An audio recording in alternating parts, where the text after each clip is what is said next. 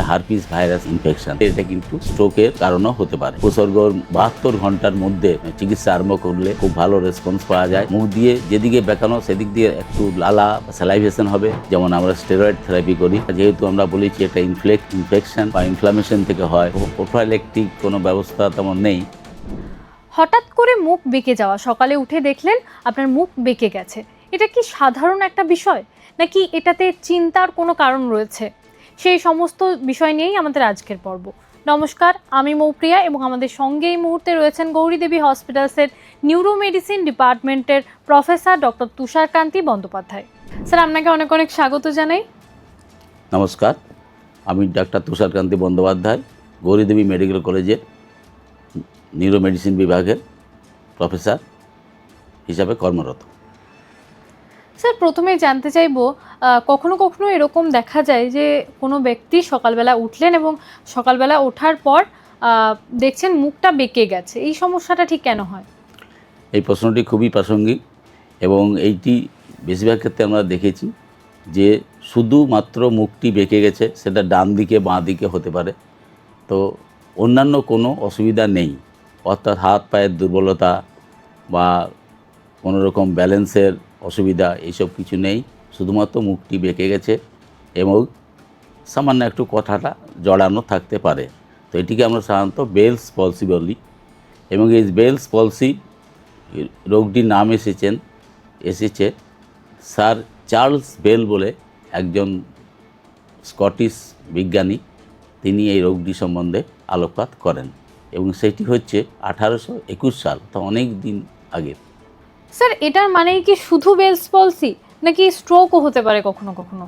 হ্যাঁ, এই ব্যাপারে যেটা বলা যেতে পারে, শুধুমাত্র মুখ বেঁকে যাওয়া যদি থাকে তাহলে আমরা বেলস পলসি হিসাবেই বেশিরভাগ ক্ষেত্রে এটাকে ডায়াগনোসিস করার দিকে এগোবো। কিন্তু যদি এর সঙ্গে অন্যান্য উপসর্গ, মাথা ঘোরানো, কথা জড়িয়ে যাওয়া, কোনো অঙ্গ প্রত্যঙ্গের দুর্বলতা বোধ বা ঝিনঝিনি ভাব, সেক্ষেত্রে এটা কিন্তু স্ট্রোকের কারণও হতে পারে। ব্রেন স্ট্রোক মানে ব্রেন স্ট্রোক হতে পারে আর কি। স্ট্রোক আর বেলস পলসি কি একই জিনিস? না, স্ট্রোক এবং বেলস পলসি কখনোই এক জিনিস নয়। কারণ আমরা জানি বেলস পলসি ওটা কোনো স্ট্রোকই নয় এবং এটা হচ্ছে একটা ইনফেকশন বা ইনফ্লামেশন। আমাদের যে একটা ক্রেনিয়াল নার্ভ আছে, 7th ক্রেনিয়াল নার্ভ, তার ইনফ্লামেশন থেকে এই বেলস পলসি রোগটি হয় এবং এটি কখনোই ব্রেনের স্ট্রোক নয়। যদি কোনো পেশেন্টের শুধুমাত্র বেলস পলসি হয়ে থাকে, সেক্ষেত্রে পেশেন্টের মুখটি বেঁকানো থাকবে, মুখ দিয়ে যেদিকে বেঁকানো সেদিক দিয়ে একটু লালা বা স্যালাইভেশন হবে, লালা বেশি পড়বে এবং তার সঙ্গে চোখটা বন্ধ করতে পারবে না সেদিকে। অর্থাৎ আমার ডান সাইডের নার্ভের যদি বেলস পলসি হয়, তাহলে ডান দিকে চোখ বন্ধ করতে আমার অসুবিধা হবে এবং এটিকে আমরা ডাক্তারি ভাষায় বেলস ফেনোমেনন বলে থাকি। স্যার, মুখ বেঁকে যাওয়ার সঙ্গে যদি কথাবার্তা জড়িয়ে যায়, ভারসাম্য হারিয়ে যায় বা হাত পা দুর্বল লাগে, সেক্ষেত্রে এটা কি গুরুত্ব দেওয়া উচিত? যদি শুধুমাত্র মুখ বেঁকানোর সঙ্গে অন্য কিছু উপসর্গ থাকে, যেমন কোনো অঙ্গের দুর্বলতা বোধ, তারপর মাথা ঘোরানো এবং কথাবার্তা জড়িয়ে যাওয়া এবং পেশেন্ট যদি একটু ড্রাউজি হয়ে যায়, অর্থাৎ ঘুম ঘুম ঘুম ভাব থাকে পেশেন্টের মধ্যে, তাহলে অবশ্যই দেরি না করে নিকটবর্তী ডাক্তারের পরামর্শ নেওয়া উচিত। কারণ এটি বেলস পলসি এই রোগটি নয়, এটি একটি ব্রেনের স্ট্রোক বলেই আমরা গণ্য করব। কেউ যদি মনে করেন বাড়িতেই কিছুদিন অপেক্ষা করা যেতে পারে, তারপর ঠিক হয়ে যাবে, তো এই মনোভাবটা কি বিপদের দিকে ঠেলতে পারে? হ্যাঁ, অবশ্যই এই মনোভাব বিপদের দিকে ঠেলতে পারে।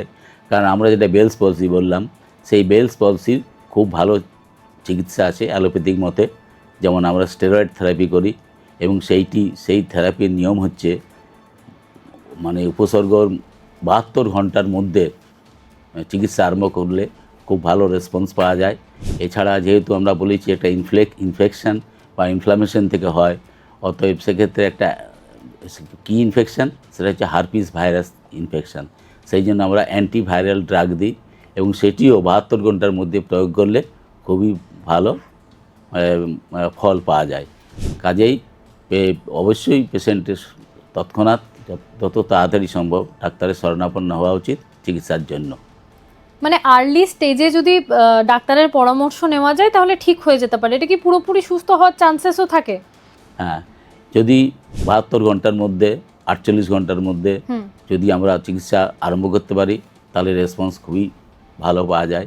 এবং দেখা গেছে 75 to 85% পেশেন্ট এই উপসর্গ থেকে মুক্তি হয় এবং পেশেন্ট পুরোপুরি সুস্থ হয়ে যায়। সেটা 2-3 মাসের মধ্যে অবশ্যই সুস্থ হয়ে যাবে। স্যার, কোন জিনিসগুলো আমাদের ভীষণভাবে লক্ষ্য রাখতে হবে তাহলে এই জিনিসটা হবে না? সেরকম কোনো মানে প্রোফাইলেকটিক কোনো ব্যবস্থা তেমন নেই, তবে একটু ঠান্ডা কম লাগানো, তারপরে শরীর হেলথ, জেনারেল হাইজিন, এগুলি যদি নিউট্রিশন এগুলি মেনটেন করলে সাধারণত বিশেষ করে এই বেলস পলস ভাইরাল ইনফেকশন প্রকোপটা কম হয়। স্যার, স্ট্রোক হলে বা বেলস পলসি হলে আমরা একদম চটজলদি কী করতে পারি? স্ট্রোক হলে তো বাড়িতে সেরকম চিকিৎসা করা সম্ভব কিছু নয়। ব্লাড প্রেশারটা মাপা যেতে পারে বাড়িতে, যদি এখন তো সবার বাড়িতে বিপি মেশিন পোর্টেবল থাকে, সেটা মাপা যাবে। তো অনেক সময় সেক্ষেত্রে খুব হাই প্রেশার থাকলে আমরা প্রেশারের ওষুধ বাড়িতে দিতে পারি নিকটবর্তী জেনারেল প্র্যাকটিশনারের পরামর্শ নিয়ে। আর বেলস পলসি হলে ইমিডিয়েট তেমন কিছু ইমিডিয়েট চিকিৎসা আরম্ভ করতে হবে, কিন্তু সেটি ডাক্তারের শরণাপন্ন হয়ে করাই ভালো। স্যার, আপনাকে অনেক অনেক ধন্যবাদ জানাই। নমস্কার। আপনারা শুনলেন আমাদের বিশেষজ্ঞ এই বিষয় নিয়ে ঠিক কি জানালেন। এই বিষয়ে যদি আপনাদের আরও কিছু জানার থাকে তাহলে অবশ্যই আমাদের ইউটিউব চ্যানেল রয়েছে, সেখানে কমেন্ট করতে পারেন, অথবা আমাদের গৌরী দেবী হসপিটালসের হেল্পলাইন নাম্বার তো রয়েছেই, সেখানেও যোগাযোগ করতে পারেন। সুস্থ থাকুন, সতর্ক থাকুন। ধন্যবাদ।